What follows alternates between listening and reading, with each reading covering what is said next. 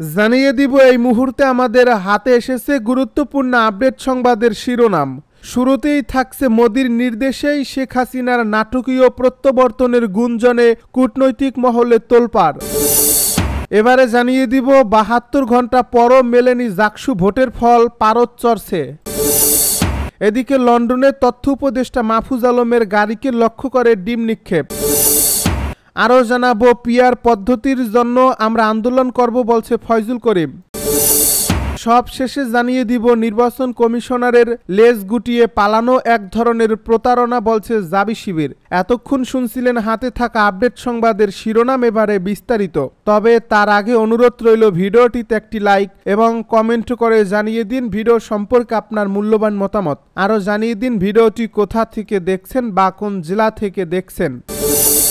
মোদির নির্দেশেই শেখ হাসিনার নাটকীয় প্রত্যাবর্তনের গুঞ্জনে কূটনৈতিক মহলে তোলপাড়। আন্তর্জাতিক কূটনৈতিক অঙ্গনে নতুন আলোড়ন শুরু হয়েছে যখন গোপন সূত্রগুলোর বরাতে দাবি করা হয়েছে যে ভারতের প্রধানমন্ত্রী নরেন্দ্র মোদির প্রত্যক্ষ নির্দেশেই নির্বাসনে থাকা শেখ হাসিনা বাংলাদেশে ফিরতে প্রস্তুতি নিচ্ছেন।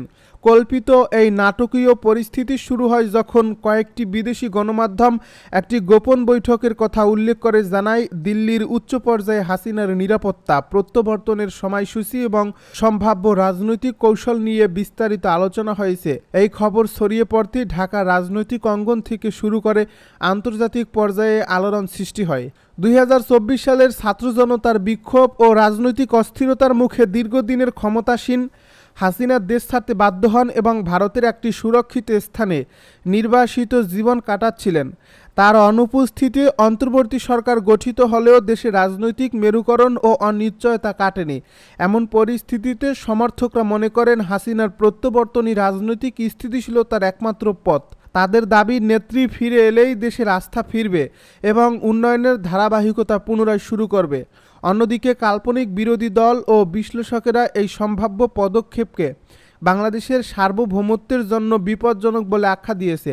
বিরোধীদের অভিযোগ বিদেশি শক্তির প্রভাবে এ ধরনের প্রত্যাবর্তন গণতান্ত্রিক মূল্যবোধের পরিপন্থী এবং অভ্যন্তরীণ অবস্থাকে উস্কে দিতে পারে।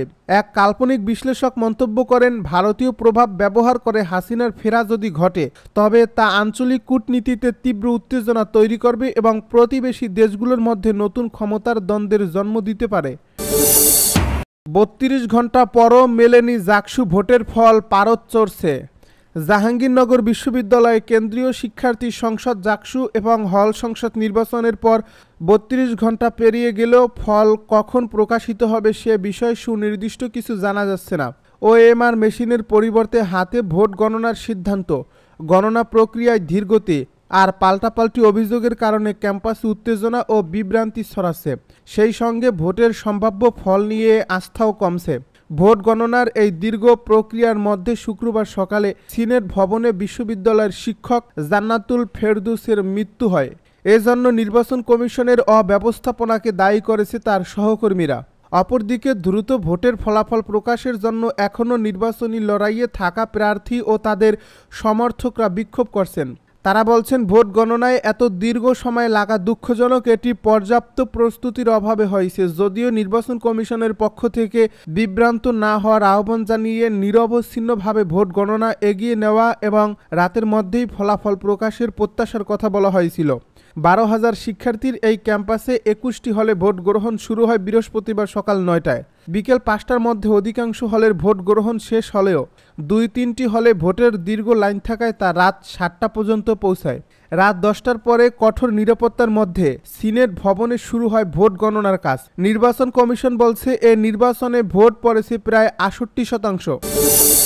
লন্ডনে তথ্য উপদেষ্টা মাহফুজ আলমের গাড়িকে লক্ষ্য করে ডিম নিক্ষেপ। লন্ডনের সোয়াস বিশ্ববিদ্যালয়ে আয়োজিত এক সেমিনারের শেষে বের হওয়ার সময় তথ্য ও সম্প্রচার উপদেষ্টা মাহফুজ আলমের গাড়ি লক্ষ্য করে ডিম নিক্ষেপ করেছেন আওয়ামী লীগের নেতাকর্মীরা। এই ঘটনাটি ঘটে শুক্রবার সন্ধ্যায় সোয়াস বিশ্ববিদ্যালয়ের বুলুম সাবারি ক্যাম্পাসের পেছনের রাস্তায়। সেমিনারটি আয়োজন করেছিল বিশ্ববিদ্যালয় কর্তৃপক্ষ ও লন্ডনের বাংলাদেশ হাইকমিশন। প্রত্যক্ষদর্শীরা জানান, বাংলাদেশ হাইকমিশনের একটি কালো রঙের বিএমডব্লিউ গাড়ি ক্যাম্পাস থেকে বের হওয়ার সময় আওয়ামী লীগের নেতাকর্মীরা গাড়ির সামনে শুয়ে পড়ার চেষ্টা করেন এবং এক পর্যায়ে ডিম নিক্ষেপ করেন। তবে পুলিশ দ্রুত হস্তক্ষেপ করে পরিস্থিতি নিয়ন্ত্রণে আনে এবং গাড়িটি নিরাপদে সরিয়ে নেয়। ঘটনার পর বাংলাদেশ হাইকমিশনারের প্রেস মিনিস্টার আকবর হোসেন জানান, ওই গাড়িতে তথ্য উপদেষ্টা মাহফুজ আলম ছিলেন। তিনি বলেন, আওয়ামী লীগের কর্মীরা ধারণা করছিলেন মাহফুজ আলম গাড়িতে আছেন, কিন্তু তিনি অন্য রাস্তায় অন্য একটি গাড়িতে শোয়া সেরেছেন। পরে হাইকমিশনে জুলাই গণ অভ্যুত্থানের 1 বছর শীর্ষক আলোচনায় বক্তব্য রাখতে গিয়ে মাহফুজ আলম বলেন, আজ আমি আওয়ামী লীগের আক্রমণের কাছাকাছি পর্যায়ে ছিলাম। পিআর পদ্ধতির জন্য আমরা আন্দোলন করব বলছে ফয়জুল করিম। ইসলামী আন্দোলন বাংলাদেশের জ্যেষ্ঠ নায়েবে আমির মুফতি সৈয়দ মুহম্মদ ফয়জুল করিম বলেছেন, পিআর সিস্টেমের নির্বাচনই বাংলাদেশের সবচেয়ে নিরাপদ নির্বাচন। আমরা এই পদ্ধতির জন্য আন্দোলন ও সংগ্রাম করব। তিনি বলেন, সরকার যদি এই দাবি না মানে তবে গণভোটের আয়োজন করতে হবে। জনগণ যদি পিআর পদ্ধতি চায় আমরা তা গ্রহণ করব, আর না চাইলে করব না। শুক্রবার বিকেলে খুলনা নিউ মার্কেট চত্বরে ইসলামী আন্দোলন বাংলাদেশের এক জনসভায় প্রধান অতিথির বক্তব্যে তিনি সব কথা বলেন। বিএনপিকে ইঙ্গিত করে ফয়জুল করিম বলেন, এই দলটির এখন আর ভোট নেই। একসময় এই ভোট ছিল মুসলিম লীগের, পরে আওয়ামী লীগের, এরপর বিএনপির, তারপর জাতীয় পার্টির, এখন ভোট জোটের। ভোট কোনো দলের পৈতৃক সম্পত্তি নয়। ভোটাররা দেখবে কার কাছে তাদের জানমালের নিরাপত্তা আছে। সাংবাদিকদের প্রশ্নের জবাবে তিনি বলেন, যার কাছে আমার জানমাল, ইজ্জত, আব্রু নিরাপদ থাকবে তাকে আমি ভোট দেব। এখন ডিজিটাল যুগ, আগের হিসাব চলে না। আওয়ামী লীগ 17 বছর ধরে যে জুলুম অত্যাচার করেছে তার বিরুদ্ধে প্রতিবাদ করতে প্রস্তুত মানুষ তৈরি হয়েছে। তিনি আরো বলেন, ভোট না দিলে সেন্টার থেকে ফিরতে দেবে না, এই ধরনের হুমকির দিন শেষ হয়ে গেছে। খুলনায় একসময় গুন্ডাদের রাজত্ব ছিল, এখন পরিস্থিতি বদলেছে। মানুষ আর গুন্ডাতন্ত্র ও অস্ত্রতন্ত্রকে ভয় পায় না। নির্বাচন কমিশনারের লেজ গুটিয়ে পালানো এক ধরনের প্রতারণা বলছে জাবি শিবির।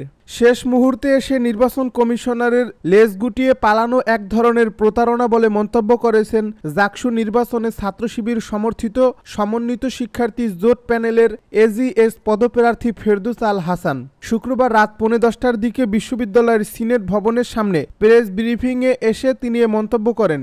এ সময় সেখানে জড়ো হওয়া ছাত্র শিবিরের নেতাকর্মীরা 1, 2, 3, 4 1, 2, 3, 4 জাকসু আমার অধিকার, তুমিও জানো আমিও জানি, আমরা সবাই জাকসু মানি ইত্যাদি স্লোগান দিচ্ছিলেন। জাকসুর ভোট গণনা চলার মধ্যে এদিন রাত 9টার দিকে পদত্যাগের ঘোষণা দেন নির্বাচন কমিশনার মাপরুহি সাত্তার। পদত্যাগের কারণ হিসেবে সাংবাদিকদের সামনে অনিয়ম ও অব্যবস্থাপনার অভিযোগ তুলে ধরেন ফার্মেসি বিভাগের এই অধ্যাপক, যিনি বিএনপিপন্থী জাতীয়তাবাদী শিক্ষক ফোরামের বিশ্ববিদ্যালয় শাখার সভাপতির দায়িত্বে আছেন। তার পদত্যাগের ঘোষণায় প্রতিক্রিয়া জানাতে প্রেস ব্রিফিংয়ে আসেন সমন্বিত শিক্ষার্থী জোট প্যানেলের প্রার্থীরা। ফেরদৌস আল হাসান বলেন, আমরা মনে করি নির্বাচন ঘিরে ষড়যন্ত্র ছিল। ষড়যন্ত্রকে বাস্তবায়ন না করতে পারার কারণেই তার এই পদত্যাগ। জাতীয়তাবাদী শিক্ষক ফোরাম জাহাঙ্গীরনগর বিশ্ববিদ্যালয়ের শাখার সভাপতি হয়েও মাফরুহি সত্তার কিভাবে নির্বাচন পরিচালনার দায়িত্বে থাকেন সেই প্রশ্ন তোলেন ফেরদৌস। তিনি বলেন, উনি যেসব অভিযোগ তুলেছেন সেগুলো ভিত্তিহীন। আমরা দেখেছি নির্বাচন ব্যবস্থাপনায় কিছু ত্রুটি ছিল, তারপরও শিক্ষার্থীরা স্বতঃস্ফূর্তভাবে ভোটে অংশগ্রহণ করেছেন।